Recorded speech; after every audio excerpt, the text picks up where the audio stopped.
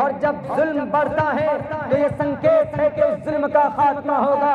جب قارون کا ظلم بڑھا تھا تو اللہ تبارک و تعالیٰ نے اس کی دولت سمیت زمین کے اندر ان کا نام و نشان دھسا دیا تھا۔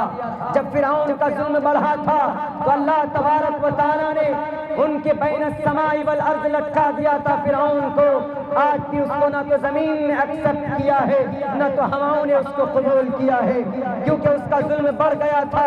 جب ابو جہل کا تکبر بڑھا تھا تو اللہ تبارک و تعالیٰ نے دو معصوم بچوں کے ذریعے اس کے گردن کو سر سے، ان کے سر کو ان کی گردن سے تن سے جدا کروا دیا تھا۔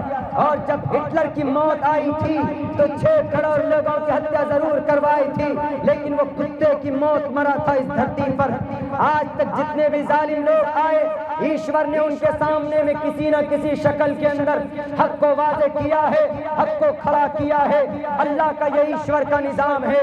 میرے ہندو بھائیوں، ان کو صرف اسلام کے نظریے سے آپ نہ دیکھیں، آپ خود اتہاس اٹھا کر دیکھ لو، آپ اپنی تاریخ اٹھا کر دیکھ لو۔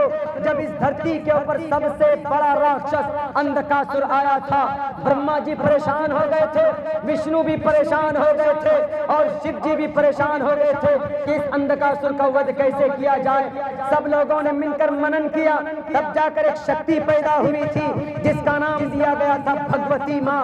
اس بھگوتی ماں نے درگم راکشس کا وَدھ کیا، نام پڑا درگے ماتا، اور اسی درگے ماتا نے اس اندھکاسر کے وَدھ کے لیے کالی کا اوتار لیا تھا، زمین اور آسمان کے بیچ کے اندر اس کے سر کو اس کے تن سے جدا کیا تھا۔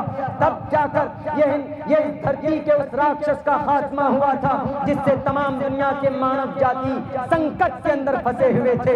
اور تھوڑا قریب آئیے، راون کے ظلم سے کون واقف نہیں تھا، لیکن اس راون کے ظلم کا خاتمہ کیا کہ نہیں کیا؟ میرے ہندوستان کے ہندو بھائیوں، کورووں کے اوپر، کورووں کا پانڈووں کے اوپر جو ظلم ہوا تھا کون نہیں جانتا ہے؟ مجبور ہونا پڑا، وشنو جی نے 8واں اتار لیا شری کرشن جی کی صورت کے اندر، اور تب جا کر مہا بھارت کے میدان میں ارجن کو کہا کہ ارجن تم تلوار تھامو، تم ہاتھ پہ تلوار مضبوطی کے ساتھ پکڑو۔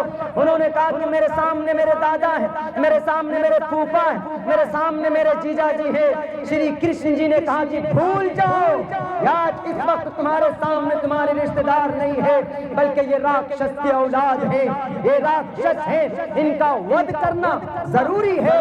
میں آیا ہوں اس لوگ سے اس دھرتی پر انہی راکشسوں کا وَدھ کے لیے۔ میرے ہندو بھائیوں، دلیل چاہیے، میں دلیل دیتا ہوں۔ اٹھائیے شریمد بھگوت گیتا کے اس لوگ کے اندر کہا گیا یدا یدا ہی، جب جب دھرم سگلانی، دھرم کی ہانی ہوتی ہے، دھرم کے میننگ بدلے جاتے ہیں۔ دھرمو رکشتی رکشتہ کا غلط مطلب ہندوستان کے نوجوان، ہندو بھائیوں کے نوجوانوں کے دل و دماغ کے اندر جب اس کی تبلیغ کی جاتی، دھرمو رکشتی رکشتہ کا النگھن کیا جاتا ہے۔ دھرمو رکشتی رکشتہ یدا یدا ہی دھرمस्य گلانربھوتی بھارت ابھیتھانم دھرمस्य تداتمانم سرجامہم۔ تب تب حق آتا ہے، حق بن کر، اور ظالم کا، راکشسوں کا وناش ہوتا ہے، اس دھرتی کو پاک کرتا ہے۔ حضرت موسیٰ آئے، فرعون سے زمین کو پاک کیا۔ حضرت ابراہیم آئے، نمرود کی نمرودیت سے، ان کی جبریت سے اس قوم کو نکالا۔ اور تو اور ان سے پہلے انبیاء کرام آئے، انہوں نے اپنے امتیوں کو، اپنے ماننے والوں کو، اللہ کے ایک بندے کو ان ظالموں کے شکنجے سے نکالا۔ اس دھرتی کے اوپر آج یہی لوگ ہیں، یہی شیطان کی اولاد ہیں، یہ وقتی طور پر سمجھ رہے ہیں کہ بھئی ہم خدا ہیں، اپنے آپ کو خدا مت ماننا۔ وَتِلْكَ الْأَيَّامُ نُدَاوِلُهَا بَيْنَ النَّاسِ، اللہ نے تمہیں وقتی طور پر حکومت دی، دولت دے دی ہے۔ دنیا کے ظالم حکمرانوں، میں صرف ہندوستان کے لیے نہیں بول رہا ہوں، دنیا کی کسی بھی کونے میں انسانیت کے اوپر اگر ظلم کا پہاڑ توڑا جاتا ہے، اب ان کی طاقت ان کے ہاتھ میں ہے، تو اپنے آپ کو خدا مت ماننا، اس لیے کہ تم سے بڑا خدا وہ اوپر بیٹھا ہوا ہے، وہ سرو شکتیمان ہے۔ تمہارا ظلم جب بڑھتا ہے تو اس کا وہ قریب ہوتا ہے، جب کسی مظلوم کی زبان سے بد دعا نکلتی ہے تو آسمان کو چیر کر انصاف کے فیصلے لاتی ہے، اور پھر اس دھرتی کو امن اور شانتی کا گہوارہ بناتی ہے۔ اس مظلوم کی ایک بد دعا میں کہنا چاہتا تھا، میرے ہندوستان کے ہندو بھائیوں، اس وقت ہندوستان کے حالات بڑے ناگفتہ بھی ہیں۔ ادوار الگ الگ ہو سکتے، سسٹم الگ الگ ہو سکتا، لیکن جو احکامات قرآن کریم کے اندر بتائے گئے ہیں وہ احکامات دنیا کے اور گرنتھوں کے اندر موجود۔ انہوں نے کہا کہ مولانا نماز کے اوپر انہوں نے ایسے ایسے اناپ شناپ رکھے، ہم نے کہا کہ مجھے لکھ کر بھیجو، لکھ کر اس نے بھیجا، انہوں نے ٹوٹی پھوٹی زبان کے اندر ہندی کے اندر مجھے سمجھایا۔ انہوں نے کہا کہ مسجد کے اوپر انہوں نے گالیاں دی، اور انہوں نے کہا کہ مسلمان جو ٹوپی پہنتے ہیں اس کے اوپر ان کو آبجیکشن ہے۔ انہوں نے کہا کہ مسلمان اپنی جمعے کی نماز میں جاتے ہیں، یا مسلمان جلسہ کرتے ہیں، یا مسلمان ماں بہنیں پردے کے اندر ہوتی ہیں، یا مسلمان کوئی اچھا کام کرتا ہے، ان سب کے اوپر اس نے ٹپنی کی۔ ہم نے کہا کہ اس ظالم کو سمجھاؤ، اس کو بٹھاؤ۔ 11 تاریخ کی یہ ڈیٹ فیصلہ کیا گیا، وہاں کے ایس ڈی ایم اور ڈی ایم سے پرمیشن لے کر ان کے سامنے باضابطہ بات رکھی جائے گی۔ میں ان کو یہی کہوں گا کہ میرے بڑے بھائی، you are my big brother, I am your small brother, میں آپ کا چھوٹا بھائی ہوں، آپ میرے بڑے بھائی۔